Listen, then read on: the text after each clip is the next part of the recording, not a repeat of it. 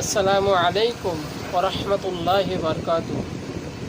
আপনারা যারা ব্যবসা করছেন, ব্যবসায় বরকত হচ্ছে না, দোকানে অথচ প্রচুর মাল আছে, বেচা বিক্রি হচ্ছে না, দোকানে আসলে মন মরিয়া করে বসে আছেন, দোকান খুলে পাক সাফ হয়ে ওযু কালাম করে এই দোয়াটি দোকানে বসে বসে 313 বার পড়বেন।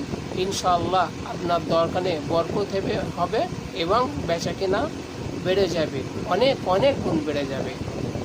এই আমলটা একদিন করে উপকার পাবেন এরকম না, আমলটা দীর্ঘদিন কিছুদিন একাধিকভাবে করেন, ইনশাআল্লাহ এই আমলের বরকত ফজিলত আপনি পাবেন।